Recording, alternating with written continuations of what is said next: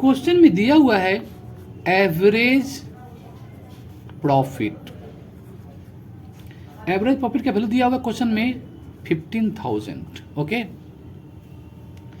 Goodwill भी दिया हुआ है, goodwill of 2 years of super profit. जो क्वेश्चन बता रहे हैं ना बहुत बड़ा क्वेश्चन है। देखो, goodwill of 2 years of super profit equal to कितना दिया हुआ है 18,000। ठीक है, दिया हुआ है। एवरेज प्रॉफिट दिया हुआ है क्वेश्चन में, goodwill of 2 years super profit भी दिया हुआ है। हमें कैलकुलेट करना है नॉर्मल प्रॉफिट। हमें क्वेश्चन में क्या कैलकुलेट करना है, normal profit equal to question mark. चलो इसको हम लोग सॉल्व करते हैं। ईयर्स में आया वो क्वेश्चन है। हम लोग जानते हैं, वी नो, हम लोग जानते हैं, क्या जानते हैं, हम लोग जानते हैं, हम लोग जानते हैं, हम लोग जानते हैं गुडविल का फॉर्मूला क्या है। गुडविल सुपर प्रॉफिट मेथड से गुडविल का फॉर्मूला क्या होता है।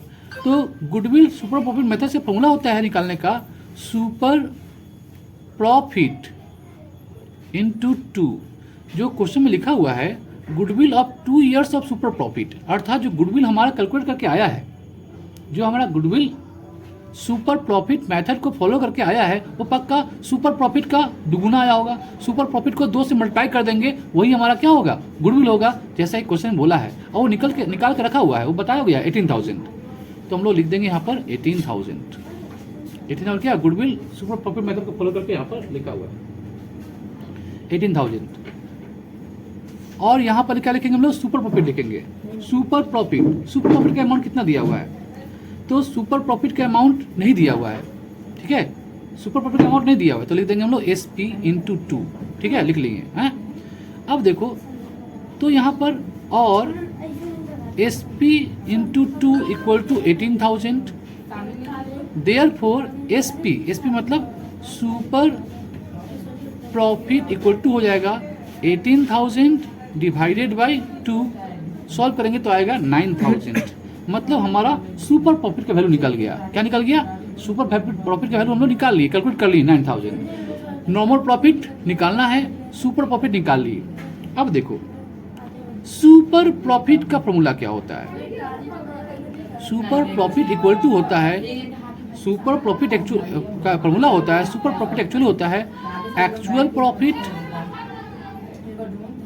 Minus normal profit. Actual profit minus normal profit, ये फॉर्मूला होता है। ठीक है, एक्चुअल प्रॉफिट क्वेश्चन में दिया हुआ है 15,000, लिख लेंगे हम लोग। और उससे हम लोग क्या करेंगे, सुपर प्रॉफिट लिख देंगे, नॉर्मल प्रॉफिट लिख देंगे। लेकिन क्वेश्चन में तो हमको नॉर्मल प्रॉफिट ही कैलकुलेट करना है, ये निकल के आएगा आंसर। ठीक है ना, नॉर्मल प्रॉफिट। जबकि सुपर प्रॉफिट हम लोग निकाले अभी 9,000 है ना। तो चलो अभी क्वेश्चन को सॉल्व करके हम लोग निकाल लेंगे किसका वैल्यू, नॉर्मल प्रॉफिट का। तो देखो, ये 9,000 का एज इट इज रहेगा इक्वल टू के लेफ्ट हैंड साइड में, तो 9,000 लिखाएगा। और ये 15,000 ले जाएगा तो क्या माइनस हो जाएगा, 15,000 को इक्वल टू इधर लाएंगे तो क्या हो जाएगा, 50,000 माइनस हो जाएगा।